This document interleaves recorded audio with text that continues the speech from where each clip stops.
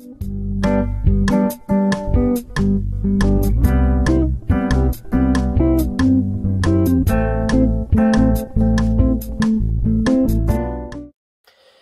sok szeretettel üdvözlök újra mindenkit a Kisvakond csatornán. A mai nap a karfiolról és a korai káposztáról lesz szó, ezek palántázásáról, és egy kis fejes salátát is szeretnék a fóliasátorba kiültetni, akkor fogjunk hozzá. No, de mielőtt még a karfiolt elkezdeném palántázni, még ezeket a nagyon szép saláta palántákat, fejes saláta palántákat ide a fóliába beültetem, arra a részre, ahova nem kerül majd más növény, tehát gyakorlatilag az ágyások közepére. Ez nagyon hamar szedhető méretűre fog itt a fóliába fejlődni, gyaníthatóan már akár május első felében kényelmesen fogyasztható lesz.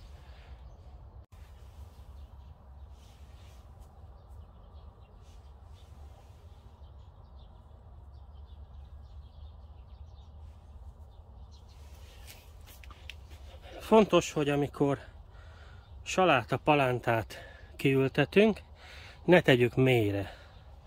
Tehát itt, ahol a levelek kezdődnek, ez ne kerüljön a földbe, hanem csak itt a szár közepétől lefelé a gyökérrész.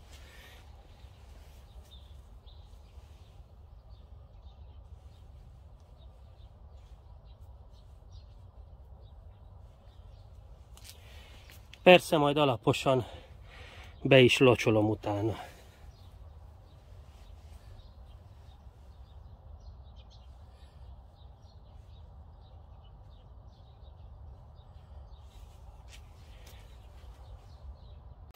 Na most, ha a fejes saláta elkészült, akkor most beszéljünk a káposzta és a karfiol palántákról. Ugye ebbe a tálcába mind a kettőből van vetve fele-fele arányban. Ahogy látjuk, az ujjamhoz képest egy icipicit meg vannak nyúlva, tehát körülbelül olyan 2,5 centi hosszú a száruk, ott kezdődnek a sziklevelek.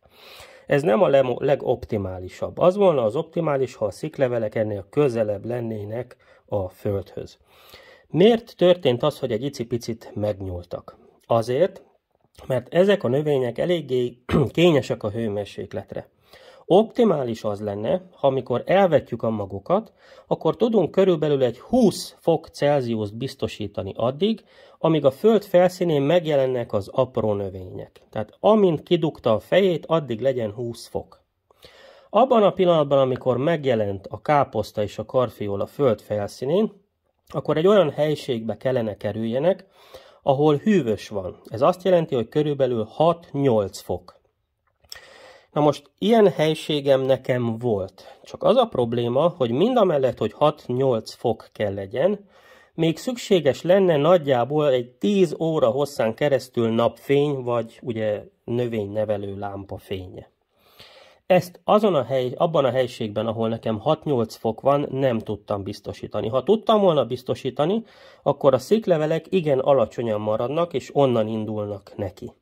Ebben az esetben viszont, ahogy látjuk, egy icipicit megnyúltak. Ez nem egy nagy probléma, ha nagyon megnyúlnak, az gond, de ha ilyen picit nyúlnak meg, az nem probléma. Mindjárt elmondom, hogy hogyan oldjuk ezt meg. Tehát nekem döntenem kellett, vagy itt maradnak a viszonylagos melegben, itt most már ugye nem működik az asztallap fűtése, tehát körülbelül 17-18 fok van, de ha itt maradnak, ugye akkor most már megfelelően fejlődnek, hiszen amikor már megjelennek az első igazi levelek, akkor újra melegebbre van szüksége. Tehát körülbelül ilyen 16 fok lenne az ideális. Tehát még egyszer, magvetéskor 20 fok, amint kidugja a fejét 6-8 fok, 10 óra megvilágítás, és amint megjelennek az első becsületes levelek, újra melegebb, körülbelül 16 fok. Na ez lenne az optimális, ez nagyon nehéz elérni. Én se vittem át a hűvös helyiségbe őket, mert ott meg nem volt elegendő megvilágításom, tehát ugyanúgy megnyúltak volna, ha oda viszem őket. Úgyhogy inkább itt maradtak, ugye megközelítőleg ilyen 20-22 fok volt, amíg kinőttek, és utána visszavettem egy körülbelül 16 fokra, így lett 2 centis a száruk. Na most innentől fogva ez a 17-8 fok, ami itt most van, ez már oké nekik. Viszont az nem jó, hogy ilyen magasan kezdődnek a levelek, tehát most át kell őket ültetni. Akkor lehet egy káposzta, vagy akkor a legoptimálisabb egy káposzta, vagy egy karfiol palántát átültetni, hogyha már van 2 igazi levele. Tehát ugye ez sziklevél, és itt van 1-2 igazi levele. Na ilyenkor érdemes átültetni egy nagyobb edénybe. És ilyenkor már ugye állandó megvilágítás, mármint legalább 10 óra hosszán keresztül. Én 12 órát szoktam egyébként világítani a lámpával, és ez a körülbelül 16, nálam itt 17-18 fok, ez megfelel nekik. Átültetéskor nem érdemes nagyon nagy cserepet használni, ugyanis körülbelül egy olyan 6 leveles korba már mennek ki a kertbe. Tehát amint meg lesz már 6 levelük, amint nagyon hamar meg lesz, már mennek ki a kertbe, ezért nem sokkal nagyobb edénybe ültetem át őket, viszont mélyebbre ültetem. Milyen mélyre? Ez is jó tudni. Tehát a sziklevelek, tehát a lényegében ahol kezdődnek a levelek, attól körülbelül egy olyan 5 mm-re fog érni a talaj. Tehát 5 mm-re a sziklevelek kezdetétől idáig lényegében mélyebbre fogom leültetni. Na mutatom. Tehát körülbelül ezt szeretnénk elérni a végén. Ez a magasság így megfelelő, tehát körülbelül egy 5 mm-re van a föld fölött a palánta. Ugye az edény aljára egy kis földet teszek, lenyomkodom.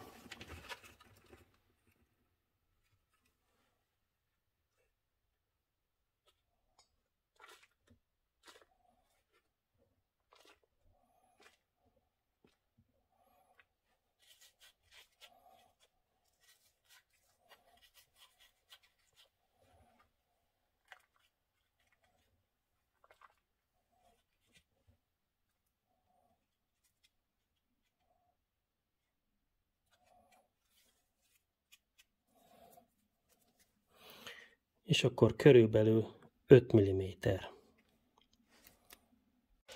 Pár szót mondanék még arról, hogy amikor majd kiültetjük, akkor mi lesz. Tehát amikor majd a kertbe kiültetjük, akkor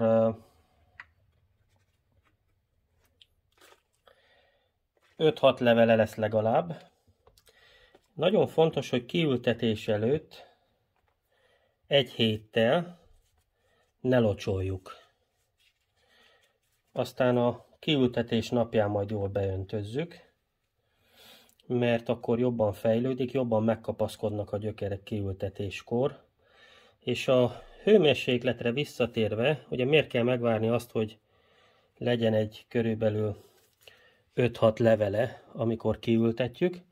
Hát azért, mert a karfiol, hogyha nagyon melegbe nevelkedik, itt is, ha most nem 17-18 fok lenne, hanem ennél melegebb, tehát nagyon meleg, és melegbe nevelkedik, akkor nem növeszt megfelelő méretű fejet, tehát kicsi marad a karfiolnak a virágja.